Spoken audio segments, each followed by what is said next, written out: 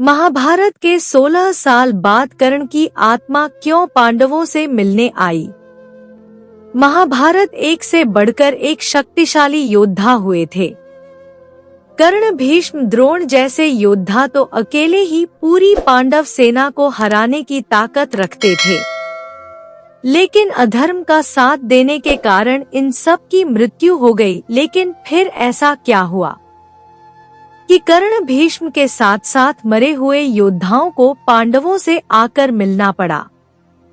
यह कथा मूल महाभारत के आश्रमवासी पर्व की है, जो महाभारत के युद्ध के 16 वर्ष बाद की है, जब गांधारी, कुंती, धृतराष्ट्र संन्यास लेकर वन में रहने लगे।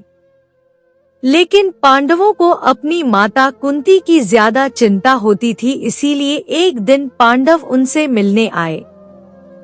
जब पांडव कुंती से मिलने जाते हैं, तब वहां महर्षि वेदव्यास कुछ मुनियों के साथ आते हैं। पांडव और धृतराष्ट्र महर्षि वेदव्यास के साथ कुंती, गांधारी, सुभद्रा दिव्या कथाओं की चर्चा करने लगते हैं। तभी महर्षि वेदव्यास धृतराष्ट्र से कहते हैं, महाराज, आपके हृदय में जो कहने की इच्छा हो शीघ्र ही कह दीजिए, मैं सब कुछ जानता हूँ। आप निरंतर अपने मरे हुए पुत्रों के शोक में निरंतर जलते रहते हैं। महारानी गांधारी, कुंती और द्रौपदी के हृदय में जो दुख हमेशा बना रहता है, वह भी मुझे पता है। श्री कृष्ण की बहन सुभद्रा अपने पुत्र के मारे जाने के बाद जो दुख मन में धारण करती है, मैं उससे अनजान नहीं हूँ। मैं आप सभी की समस्या को दूर करने के लिए ही आया हूँ। बताइए, आपको कौन सा वरदान प्रदान करूँ? वेद व्यास जी की बात सुनकर धृतराष्ट्र ने कुरुक्षेत्र युद्ध के बारे में बताया कि कैसे दुर्योधन की मूर्खता के कारण कई सारे योद्धा मारे गए। दूसरे देशों के राजा जो दुर्योधन की सहायता करने के लिए आए थे, वह भी मृत्यु के घाट उतार दिए गए। धृतराष्ट्र की सारी बातें सुनकर वहां बैठे सभी लोग मरे हुए योद्धाओं के बारे में सोचकर शोक करने लगे। यह सारी बातें सुनकर माता गांधारी वेदव्यास से कहती है, मुनिवर, मेरे पुत्रों को मरे हुए 16 वर्ष बीत गए हैं, लेकिन राजा धृतराष्ट्र आज भी अपने पुत्रों के शोक में है। वह आज भी उनके शोक में विलाप करते हैं।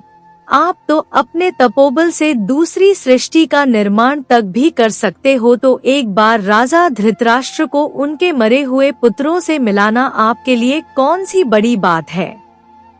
द्रौपदी मुझे अपनी सारी पुत्र वधू में सबसे अधिक प्रिय है। इस बेचारी के भाई, बंधु, पुत्र सभी मारे गए हैं, जिससे यह बहुत दुखी रहती है। श्री कृष्ण की बहन सुभद्रा हमेशा अपने पुत्र अभिमन्यु के वध से दुखी रहती है। जब गांधारी ने यह कहा, तब कुंती ने अपने महातेजस्वी पुत्र कर्ण को याद किया। तब महर्षि वेदव्यास ने कुंती को देखा तो उन्होंने उनसे पूछा कि देवी, आप किस शोक में डूबी हो? कुछ कहने की इच्छा हो तो कहो। तब कुंती ने सिर झुकाकर महर्षि वेदव्यास को प्रणाम किया और लज्जित होकर उन्हें कर्ण के त्याग के बारे में बताया कि कैसे उन्होंने एक नवजात शिशु को गंगा में प्रवाहित कर दिया था और उसे नियति के भरोसे छोड़ दिया था। उसके लौटने के बाद भी उसे अपना पुत्र स्वीकार नहीं कर सकी। सबकी बातों को सुनकर मुनिवर वेदव्यास ने कहा, आज सारा संसार मेरे तपोबल को देख ले। गांधारी, आज रात को तुम अपने पुत्र भाइयों, उनके मित्रों को देखोगी। कुंती कर्ण को, सुभद्रा अभिमन्यु को और द्रौपदी अपने 5 पुत्रों को देखेगी। महर्षि वेदव्यास के वचन को सुनकर सभी बहुत खुश हुए।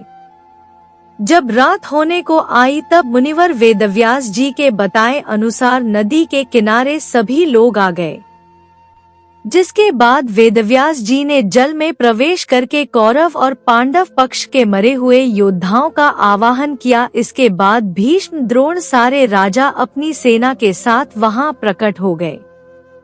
वह सभी पुत्रों और सैनिकों सहित बाहर आए। द्रौपदी के 5 पुत्र अभिमन्यु और घटोत्कच सभी जल से प्रकट हो गए। कर्ण और शकुनी, धृतराष्ट्र के पुत्र दुर्योधन और शासन आदि जल से बाहर आ गए। भगदत्त, भूरिश्रवा, शल्य तथा भाइयों सहित कर्ण के पुत्र वृषसेन भी जल से बाहर आए। राजकुमार लक्ष्मण, धृष्टद्युम्न आदि पुत्र, धरती के सभी पुत्र, राक्षस आदि जल से बाहर आ गए। इसके बाद सोमदत्त और दूसरे बहुत से क्षत्रिय वीर सभी चमकते हुए शरीर को धारण करके जल से बाहर प्रकट हुए। पांडव अपने भाई को देखकर फूट फूट कर रोए, क्योंकि जब कर्ण जीवित थे तब उन्होंने कभी भी उनका सम्मान नहीं किया था, क्योंकि कर्ण की मृत्यु के बाद ही उन्हें पता चला था कि कर्ण उनके भाई थे। इस सच को जानकर युधिष्ठिर ने सारी नारी जाति को श्राप दे दिया था। इसके बारे में इसी वीडियो में आगे विस्तार से बात करेंगे। अभी फिलहाल अपनी कथा पर वापस आते, कर्ण से दोबारा मिलने के कुछ समय के बाद उनका दुख दूर हो गया। इसके बाद सभी पांडव कर्ण से प्रसन्नता पूर्वक मिलकर बड़े भाई जैसा प्रेम करने लगे। इसके बाद वह अभिमन्यु और द्रौपदी के 5 पुत्रों से मिलकर बहुत खुश हुए। वह सारे योद्धा भी एक दूसरे से मिलकर बहुत प्रसन्न हुए। इस प्रकार मुनि वेद व्यास जी की कृपा से सभी अपने क्रोध को भूलकर शत्रु भाव को छोड़कर हर्ष मनाने लगे। ऐसा लग रहा था जैसे उनके बीच कोई दुश्मनी ना हो। कौरव और पांडव अपनी दुश्मनी भूलकर कुरुवंश 2 भुजाओं की तरह प्रतीत होने लगे। वेदव्यास जी के तपोबल की शक्ति देखकर सभी बहुत प्रसन्न हुए कि उन्हें ऐसे लोगों से मिलने का मौका दोबारा मिला जिन्हें उन्होंने युद्ध भूमि में खो दिया था। इस तरह सारे मारे गए। योद्धा एक रात अपने महल में रहने के बाद सुबह वहां से चले गए, लेकिन उनके जाने के बाद सबको लगने लगा कि कुरुक्षेत्र के युद्ध ने उनकी सारी खुशियों को छीन लिया है। क्या आप महाभारत के इस रहस्य को जानते थे? कैसे यह सभी कौरवों और पांडवों के मरे हुए उनके परिजन किस तरीके से उनसे मिलने दोबारा आए थे? ये सब तभी संभव हो पाया जब वेदव्यास जैसे महर्षियों की तपस्या और सिद्धि के कारण असंभव भी संभव हो सकता है। यह कथा हमें यह भी सिखाती है कि धर्म और अधर्म के फैसले भविष्य में किस तरह परिणाम लाते हैं।